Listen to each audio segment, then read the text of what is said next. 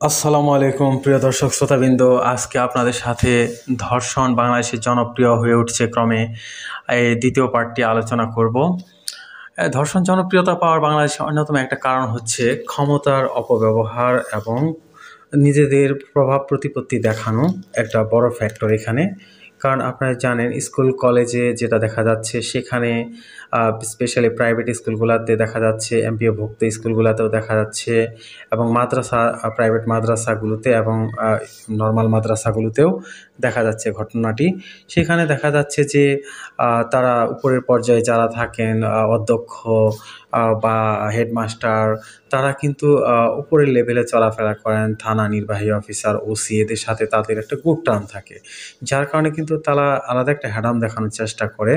তার প্রতিষ্ঠানের বা নিজেই কোনো অঘটন ধর্ষণ সংক্রান্ত ব্যাপারে তারা জড়িয়ে পড়লে তখন কিন্তু তারা তাদের বন্ধুদেরকে বা ঊর্ধ্বতন কর্মকর্তাকে জানিয়ে দেয় যে আমি কিন্তু একটা ঝামেলায় পড়তে যাচ্ছি, ওসি সাহেব বা টিয়ানো সাহেব বা ম্যাজিস্ট্রেট সাহেব আপনারা একটু ব্যাপারটা দেখেন। হ্যাঁ, হয়তো আমার উপরে মিথ্যা অপবাদ দিচ্ছে।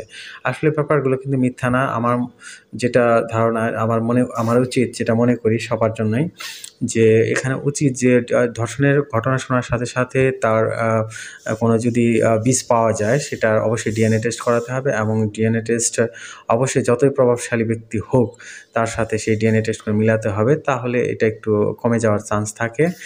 এবং স্কুল কলেজগুলোতে দেখা যায় টিচারদের কুনজর থাকে, অনেক টিচারই থাকে যারা ছাত্রীদের প্রতি কুনজর দেয় এবং ইয়াং টিচার হলে ছাত্রীরাও টিচারের প্রতি ভক্ত হয়। সেখানে একটা সমস্যা দেখা দেয়।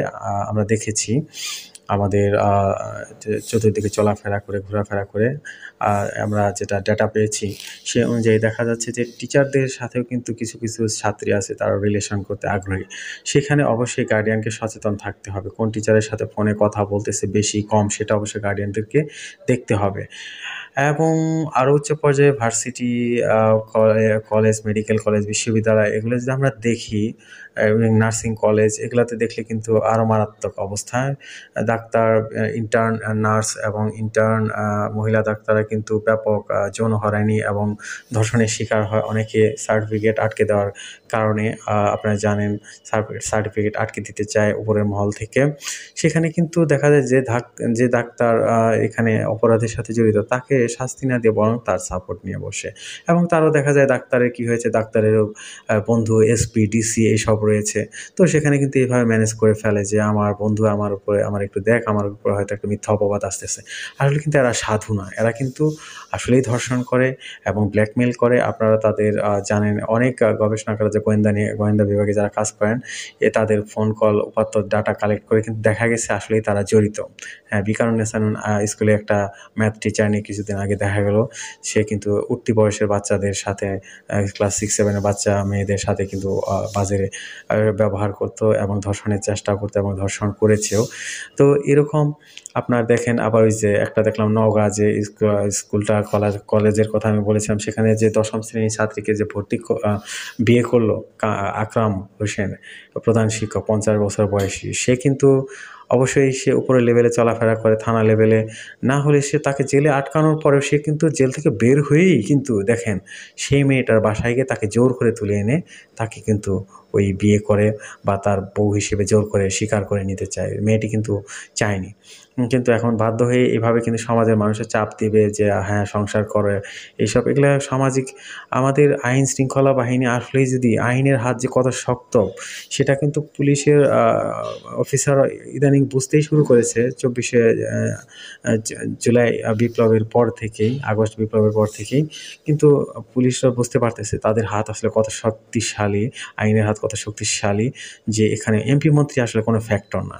তারা চাইলে কিন্তু হ্যাঁ এমপি যদি দুর্নীতিবাজদেরকে হটিয়ে দুর্নীতিমুক্ত সমাজ ব্যবস্থা, রাষ্ট্র ব্যবস্থা গড়ে তোলা যায়, আইনের সুশাসন প্রতিষ্ঠা করে যায়, তাহলে কিন্তু পুলিশের ভাই অনেক পাওয়ার দেখাতে পারবে, আইনের অনেক পাওয়ার দেখাতে পারবে। সেক্ষেত্রে আইন সবার জন্য সমান হবে। আদারওয়াইজ কিন্তু এভাবে চললে দেখা যায় যে ধর্ষক সে যদি উপর লেভেলে হয়, তার বন্ধুবান্ধব এসপিডিসি থাকে, এখানে যোগাযোগ করে ম্যানেজ করে ফেলে, দেখা যায় সে আসামি আর ধরা পড়ে না, যার কারণে কিন্তু ধর্ষণ বেড়েই চলেছে। এগুলো গোপন থাকে। কর্পোরেট প্রতিষ্ঠানগুলোতে একই চাকরি করতে গিয়ে মেয়েরা যখন দেখে যে বাবা মার কাছে যতদিন পর্যন্ত মেয়েরা থাকে ততদিন হয়তো তারা একটু সেফ থাকে এরকম মনে করে।